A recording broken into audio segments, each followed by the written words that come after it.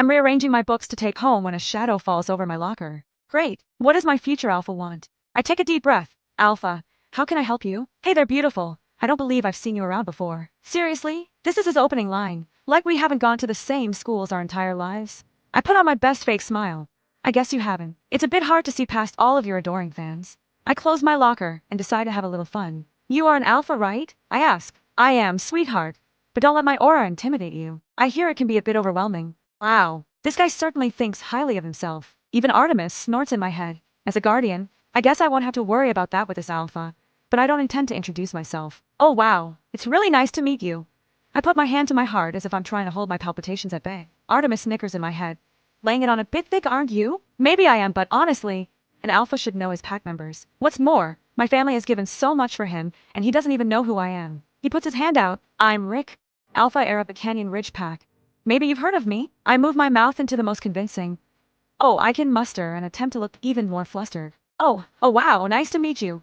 And I shake his hand. Unexpectedly, I feel a jolt, like an electric current going through my hand. Rick looks startled for a moment, and I wonder if he felt it too. He's holding my hand and looking at me expectantly. So, sweetheart, what's your name and what pack are you from? What makes you think I'm not from your pack? I raise an eyebrow at him. He looks at me with a typical condescending alpha air, arching his own eyebrow in return. Well, sweetheart, I know every member of my pack and I don't know you. And now it's time for me to knock that arrogant person. I lean into him and get up on my tiptoes, bringing my mouth up toward his ear. Well, obviously you don't know every member. And my name isn't Sweetheart. I'm pretty sure I heard his quick intake of breath as I walked away. Rick's POV. All day at school I watched her. I attempted to approach her several times, but each time, I was either waylaid by one of the girls going dancing tonight, or when I got to where she had been, she was gone. I've never been so aggravated about having girls hanging on me before. I wanted to know who my mystery girl was, and it was really starting to piss me off that I couldn't get to her. By the time I got home, I was in a piss-poor mood, and I took it out on the guys in training. They were all limping and grumbling when training was done.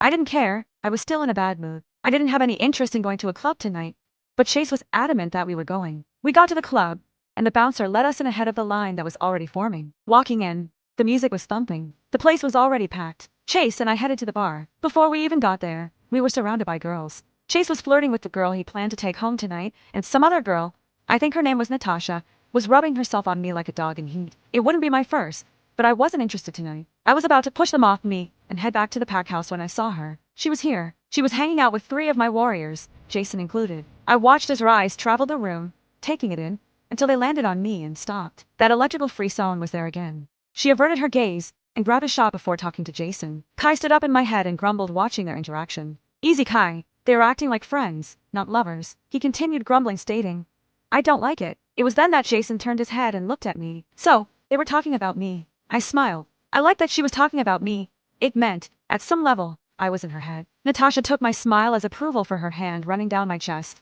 and she proceeded to attempt to slide it under my shirt. I grabbed it before she could, and without looking at her, pushed her hand back to her side. I watched as my mystery girl went out to the dance floor with Jason. She immediately began swaying her hips to the music. Damn, that girl is hot. I felt my dick getting hard watching her, and Kai started pacing in my head. He didn't like her surrounded by guys while she was wearing that hot as fuck outfit and swinging her hips for everyone to see.